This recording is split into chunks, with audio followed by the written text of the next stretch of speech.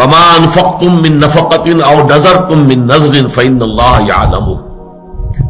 جو بھی تم اللہ کی راہ میں خرچ کرتے ہو اور جو بھی نظر تم مانتے ہو یا نظر گزرانتے ہو اللہ کی جناب میں، تو اللہ کے وہ علم میں ہوتا ہے۔ نظر کے بارے میں نے عرض کیا تھا کہ قرآن مجید میں اگرچہ یہ بات تو ہمیں معلوم ہوتی ہے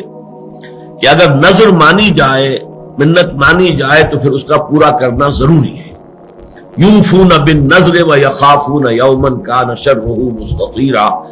سورۃ الدہر میں بھی آیت آئی ہے، نظر کے پورا کرنے والے جو ہیں ان کی وہاں طرح کی گئی ہے۔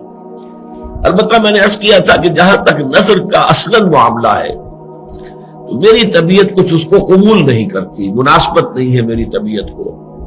کہ اللہ کے ساتھ اس طرح کا معاملہ کیا جائے کہ اللہ اگر یہ میرا کام تو کر دے تو پھر میں تیرے لیے اتنی خیرات کروں، اتنی نفل پڑھوں گا یا اتنی عبادت کروں گا۔ اس طرح کی سودے بازی اللہ تعالیٰ کے ساتھ کرنا کچھ اچھا نہیں لگتا۔ اس پر سوال بھی آیا تھا، میں نے پھر عرض کیا تھا کہ میرے پاس دلیل کوئی نہیں ہے، لیکن میں تو صرف اپنا جو بھی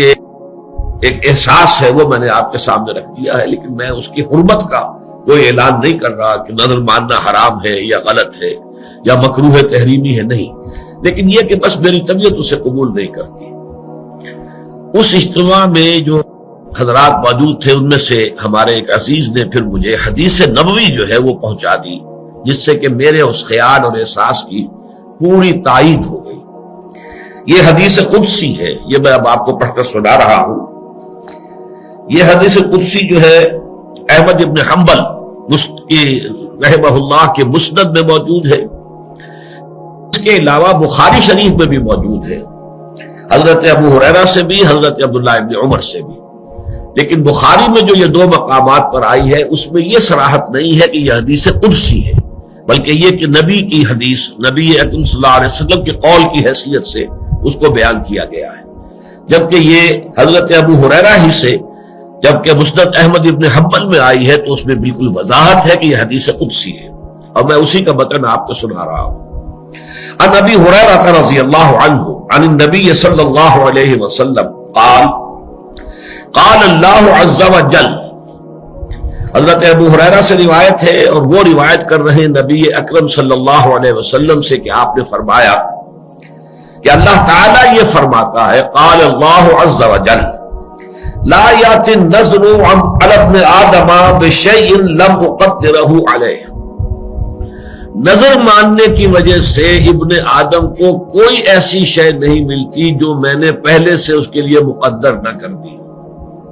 یا نظر کا ماننا نہ ماننا اس اعتبار سے گویا کہ بالکل برابر ہے۔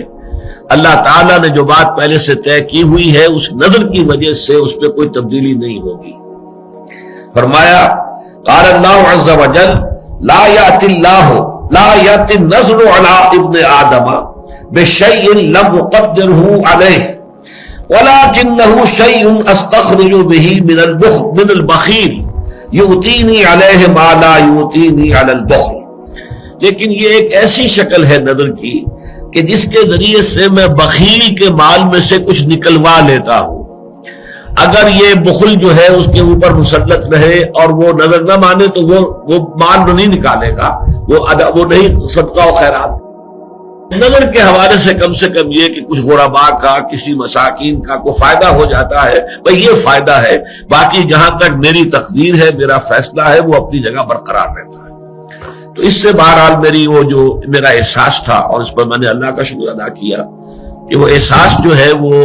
بہرحال بنا تو قرآن اور سنت کے مطالعے سے ہے، مجموعی مطالعے سے جو ایک ذہن اور مزاج بنا ہے، اس میں بعض چیزیں واقعہ یہ ہے کہ فٹ نہیں بیٹھتی، اور پھر یہ کہ جب ان کی تائید مل جاتی ہے کسی آیت قرآنی سے یا کسی صحیح حدیث سے تو پھر یقیناً خوشی ہوتی ہے۔